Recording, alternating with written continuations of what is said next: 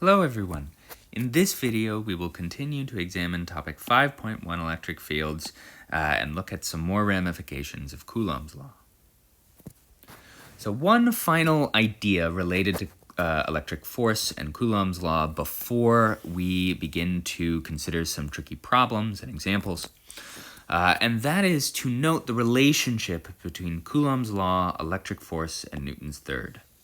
So remember that Newton's third law says that the force by object A on object B is equal and opposite to the force by object B on object A.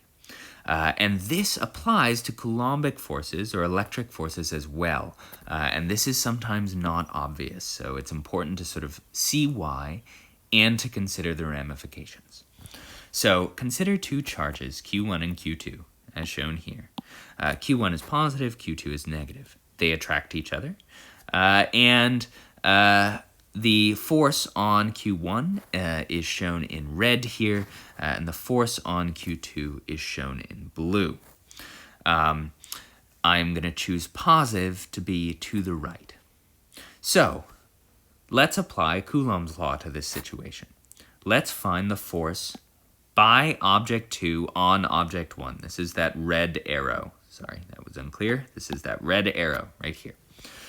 So we note one is positive and one is negative so that it's an attractive force, but I've chosen positive to be to the right.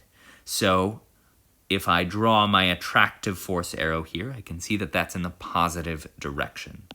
Okay, notice that minus and plus in Coulomb's law only indicates that attraction and repulsion, not the direction in the coordinate system. This is very important. So I plug those values in, and I get that F sub 2, 1, so the force by object 2 on object 1 is equal to K times Q2 times Q1 divided by the distance between them squared. Notice that I can do the same thing for the force by object 1 on object 2. Now this is the blue force. Again, I use Coulomb's law. I see that it's attractive, and as a result, the arrow is to the left. Because I've chosen positive to the right, I'm going to note that that means that that arrow, that blue arrow, F1, 2, must be negative. Then I plug in the same values, and I can see that although they reverse order, the numerator is still Q1 times Q2, just as before, and the denominator is still that distance, r sub 1, 2 squared. As a result, we've proven that Coulomb's law sort of obeys or implies Newton's third law, which is that the force by object 2 on object 1 is equal and opposite to the force by object 1 on object 2. And we've shown that, and you can see it in Coulomb's law, but what we'll find is that one of the hardest intuitions to break is that this is not true, actually.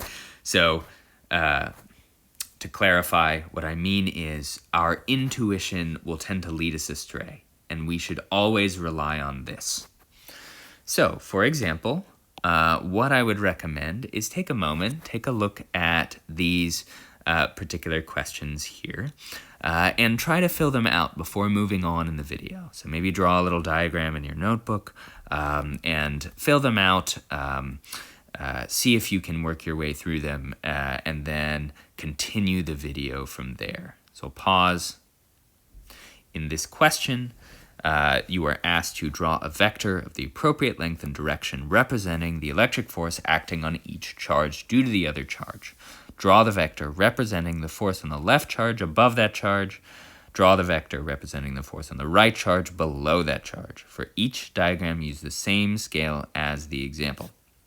So in this case, we can see that if there is a plus Q and a plus Q that are exactly 1, 2, 3, 4 boxes apart, that you get an arrow that is exactly 2 boxes long. Because it's plus Q and plus Q, they are repulsive. So now I'm going to show the answers here, and we'll go through them quickly.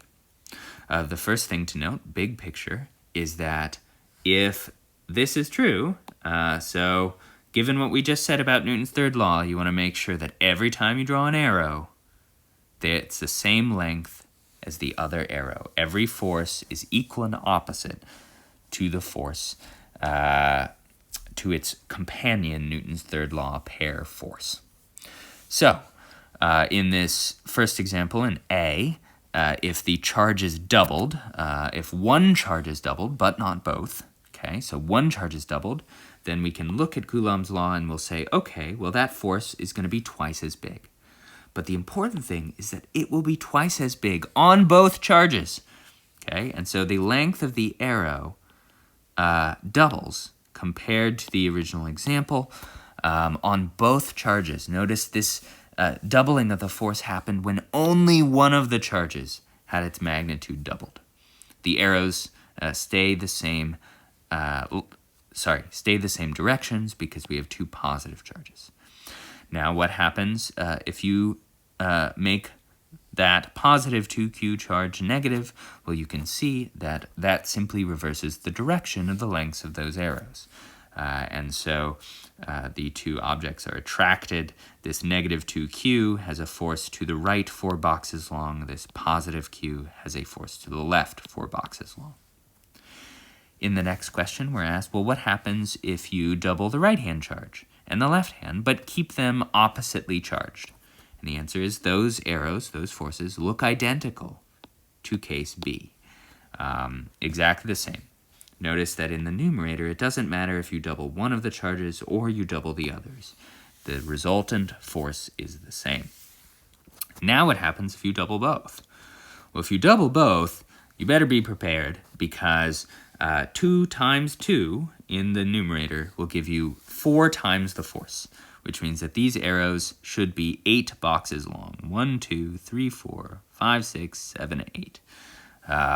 And the force compared to the original example is 4 times as large. It's still attractive in this case because the two charges are oppositely charged, but it is 4 times as big as that original case. The magnitude is 4 times as large. Now what happens if you move to the next case, case E? In case E, you can see that that distance has been doubled. It has gone from 1, 2, 3, 4 boxes to 1, 2, 3, 4, 5, 6, 7, 8 boxes. And as a result, that force compared to the original example will be doubled. Now notice we have doubled the charge as well. So we have doubled the distance, which implies that you would get a factor of 4 decrease in the force. But compared to the original example, we still have one of those charges as plus 2, which means that the force is only half of what it was compared to the original example. Alternatively, you can compare this arrow to perhaps a good analogy would be C. So if we look at C here, you can see it's the same charges, except if they're twice as far away, this force is a quarter of the size. So this was 4 boxes, this is 1 box. Now in our final example, we keep the same distance, but then we double the charge on one of them. If we double the charge on one of them, we should get twice the force.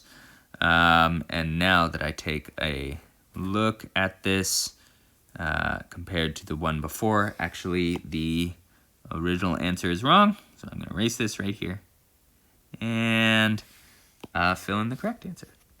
So this box right here should be exactly 2, and this one should be 2 as well. That force should be twice as big as compared to E.